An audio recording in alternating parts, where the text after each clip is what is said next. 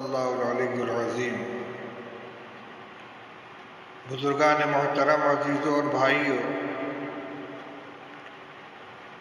آج صبح سحری کے بعد جو سب سے المناک پہلی خبر ملی وہ دارالعلوم دیوبند کے قدیم ترین استاد گرامی قدر حضرت مولانا مفتی سعید احمد صاحب پالنپوری رحمۃ اللہ علیہ کے حادث وفات کی اطلاع تھی۔ واقعہ یوں ہوا کہ امسال ماہ رجب میں مفتی صاحب کو ایک عارضہ لاحق ہوا کہ گفتگو کرتے کرتے اچانک زبان بند ہو جاتی تھی، بولنا چاہتے تھے مگر آواز نہیں نکلتی تھی۔ اسی حال کے اندر بخاری شریف کا آخری سبق بھی ہوا، جس کی ریکارڈنگ طلبہ نے موبائل کے اوپر وائرل بھی کی۔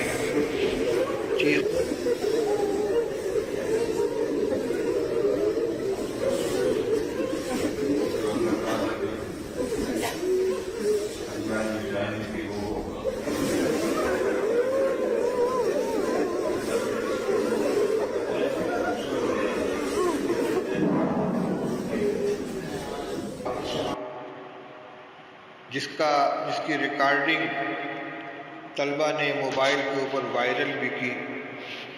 چیخ پکار، آہ بکا و گریہ و زاری کا ایک عالم طاری تھا تمام طلبہ کے اوپر۔ حضرت مفتی صاحب رحمۃ اللہ علیہ نے سبق مکمل کیا اور فوراً اپنے صاحبزادے کے ساتھ بمبئی کا سفر کیا۔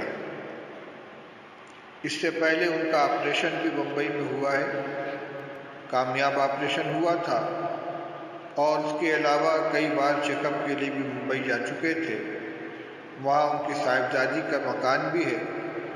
مفتی صاحب بمبئی تشریف لے گئے اور ان کے جانے کے چند ہی دنوں کے بعد ملک میں لاک ڈاؤن نافذ ہو گیا اور ان کی واپسی دیوبند نہیں ہو سکی۔ اس درمیان ان کے بیان کا بھی سلسلہ جاری رہا، مجلسیں بھی قائم ہوتی رہی۔ کوئی بیماری کی خاص علامت نہیں تھی۔ جس بیماری میں وہ پہلے مبتلا تھی، یعنی زبان بندی کی شکایت، اس کا سمٹم پکڑ لیا گیا، اس کا علاج بھی ہوا اور الحمدللہ اس سے افاقہ ہو گیا تھا۔ ادھر چند روز پہلے طبیعت خراب ہوئی، ان کو اسپتال میں داخل کیا گیا اور ایک ہی 2 دن کے اندر حالت سیریس ہو گئی۔ کل یہ خبر لگی کہ ان کے پھیپھڑے میں پانی آ گیا ہے۔ رات ان کے صاحبزادے سے بات ہوئی، انہوں نے بتلایا کہ آکسیجن کے اوپر رکھ دیا گیا ہے۔ آج صبح سحری کے بعد 4 بجے گفتگو ہوئی تو بتلایا کہ اسپتال میں جو صاحب خدمت میں معمول تھے انہوں نے یہ بتلایا کہ ڈاکٹر کے کہنے کے بموجب 2% آرام ہے، سانس لینے میں دقت جو تھی اس میں 2% کی کمی ہے۔ تھوڑی دیر بعد تھوڑا سا آرام کر کے میں اٹھا، 7:30 بجے مولانا محمود صاحب راجستانی رکن شورا دارالعلوم دیوبند کا فون آیا کہ بہت قدیم اساتذہ میں سے ہیں، سن 1393 94 95 یہ ان کے ابتدائی تقرر اور پھر استقلال کا سال ہے۔ اس طرح دیکھا جائے تو تقریباً 48 سال کی مدت ان کو دارالعلوم کے اندر مدرسی کی حیثیت سے ان کی مدت گزری ہے، اور ابتدائی مدرس سے ترقی کرتے کرتے آخر وہ دارالعلوم دیوبند کے آخری 12 سال میں صدر المدرسین اور شیخ الحدیث کے منصب پر فائز رہے۔ بخاری شریف کا درس ان کا ایک نمایاں درس تھا۔ عام طور پر مدارس میں حدیث کی کتابیں اور خاص طور سے بخاری شریف کی درس کا یہ طریقہ رہتا ہے کہ ابتدائی مہینوں میں تفصیل زیادہ ہوتی ہے اور آخر میں جب کتاب ختم کرنے کا نمبر آتا ہے تو روایتاً کتاب پوری کرا دی جاتی ہے. لیکن حضرت مفتی سعید صاحب رحمۃ اللہ علیہ کا جو طریقہ درس تھا وہ مکمل پورے سال ایک جیسا تھا. مختصر تشریح کے ساتھ پوری کتاب پڑھاتے تھے. انہوں نے کئی کتابیں لکھی. بخاری شریف کی جو ان کی درسی تقریر تھی وہ بھی چھپی. ترمذی شریف کی درسی تقریر بھی چھپی. اسی طرح حجت اللہ البالغہ کی شرح رحمۃ اللہ الواسعہ انہوں نے لکھی اور تفسیر ہدایت القرآن کی تکمیل فرمائی. اس کے علاوہ بھی متعدد کتابیں ان کے قلم سے وجود پذیر ہوئیں اور ان کو کثیر التصانیف علماء میں شمار کیا جا سکتا ہے. چند خصوصیات جو مفتی سعید صاحب رحمۃ اللہ علیہ کے اندر عام طور پر محسوس کی جاتی تھی جس کا ہر ایک تذکرہ کرتا ہے. ایک بات تو یہ تھی کہ وقت کی قدردانی ان کے یہاں بہت تھی. مجلس بازی نہیں ہوتی تھی. صرف عصر کی نماز کے بعد طلباء کو حاضری کی اجازت تھی. مہمانوں کو ملاقات کی. پورا وقت وہ مطالعہ میں، تصنیف و تالیف میں اور اپنے علمی مشاغل کے اندر صرف کرتے تھے. ہمیشہ کسی نہ کسی علمی کام میں مشغول رہتے تھے. ایک سے فارغ ہوتے دوسرے کام میں لگ جاتے تھے. اسی طرح اپنی رائے کی پختگی میں وہ بہت معروف تھے. جو رائے قائم کر لیتے تھے مضبوطی کے ساتھ اس کے اوپر قائم رہتے. ہو سکتا ہے کہ ان کی رائے سے ہر ایک کو اتفاق نہ ہو، لیکن یہ انسان کی ایک خوبی ہے کہ سوچ سمجھ کر غور و فکر کر کے کوئی رائے قائم کرے اور اگر اس کے خیال میں وہ رائے صحیح ہے تو مضبوطی کے ساتھ اس کے اوپر جمع رہے. مفتی صاحب کی نظر فقہ، فتاوی، حدیث اور تفسیر اور اس کے علاوہ علوم عقلیہ کے اوپر بھی تھی. چنانچہ انہوں نے اپنے بچوں کو پڑھانے کے لیے مبادئ الفلسفہ اور اس طرح کے کچھ رسائل بھی لکھے کہ جو ابتدائی بچوں کو ان فنون سے روشناس کرانے کے لیے، ملاحظت پیدا کرنے کے لیے بڑی اہمیت کے حامل ہیں. مفتی محمد سعید احمد صاحب رحمۃ اللہ علیہ سے میرا تعارف زمانۂ طالب علمی سے. میں جب دارالعلوم دیوبند میں سن 1962 میں داخلے کے لیے حاضر ہوا، یعنی شوال سن 1382 ہجری میں، تو وہ مفتی سعید صاحب رحمۃ اللہ علیہ کی فراغت کا سال تھا.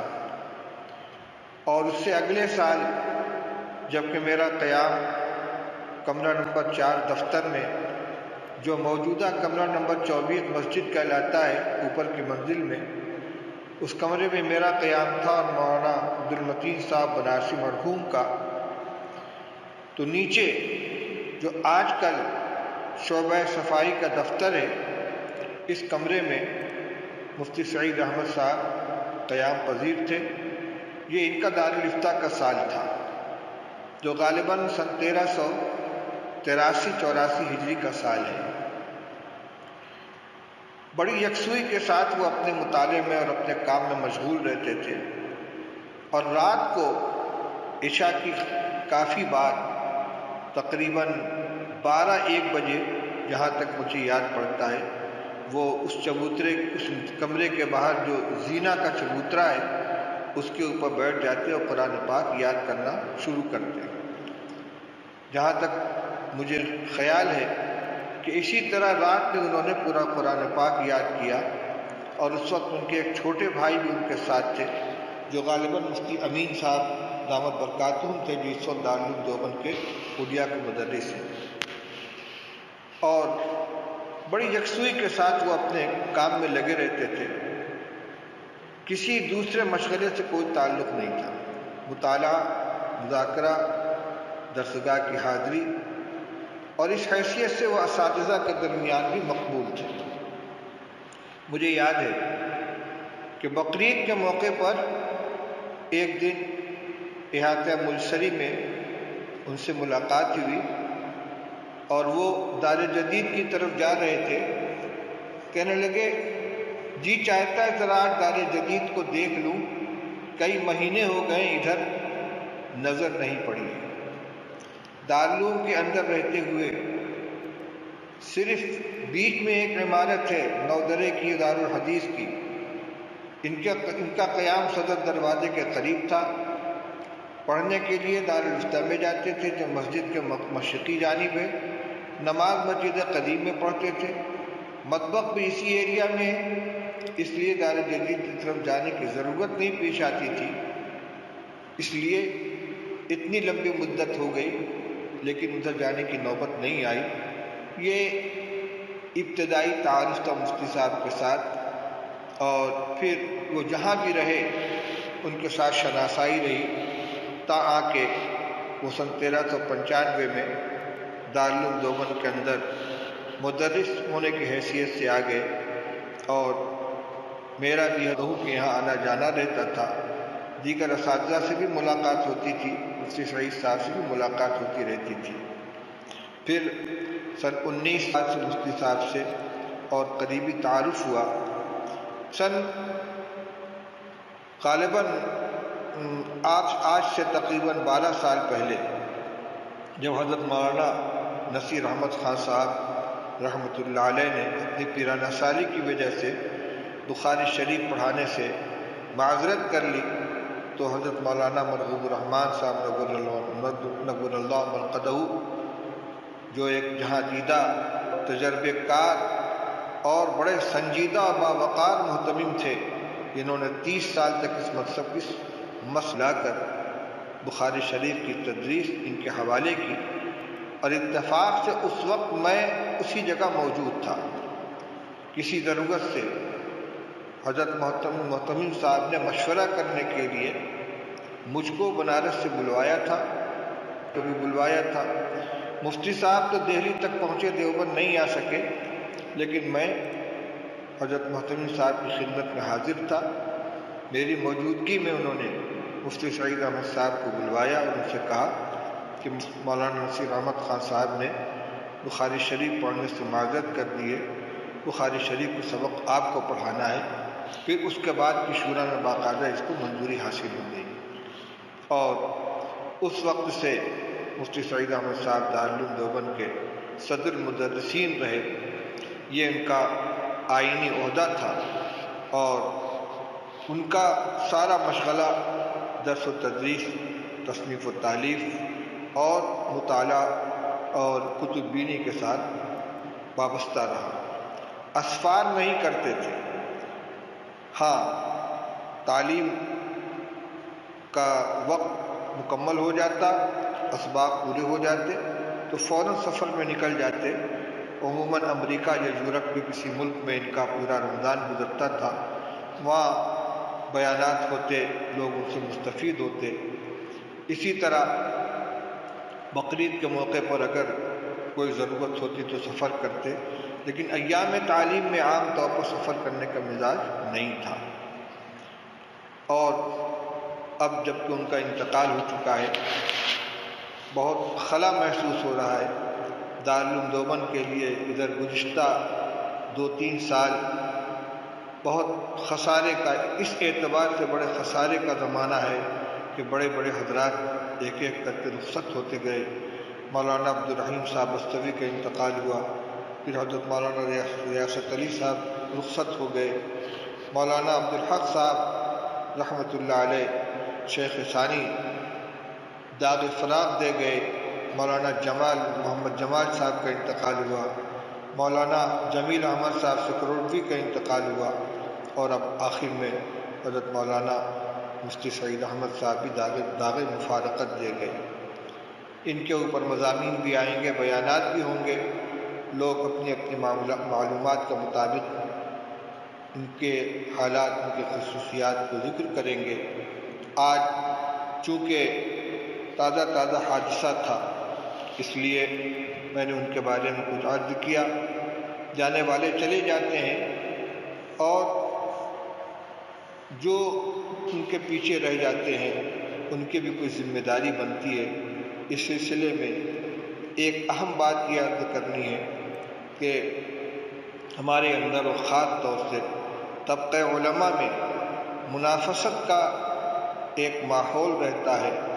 کبھی کبھی اس منافست میں کچھ نامناسب باتیں بھی زبان سے نکل جاتی ہیں، جن کو جائز اور درست نہیں کہا جا سکتا۔ جانے والا تو چلا گیا، ہم اللہ سے دعا کریں کہ اگر ہماری زبان سے ان کی شان میں کوئی غلط بات نکلی ہو، اللہ تعالیٰ اس کو معاف فرما دے اور اس کو ان کے حق میں قربت کا اور اپنی رضا و خوشنودی کا ذریعہ بنائیں، اور پھر ہم سے جتنا ہو سکے ان کے لیے دعائے مغفرت کریں، اصالِ ثواب کریں۔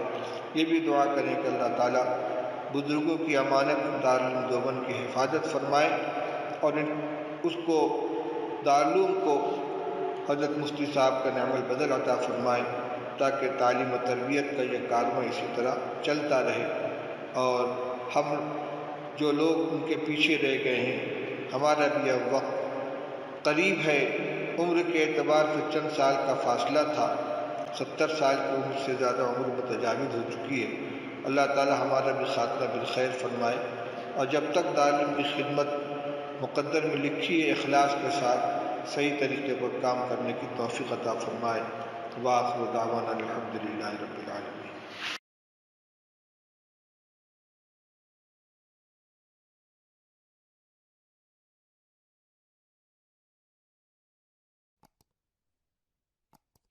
بسم اللہ الرحمن الرحیم۔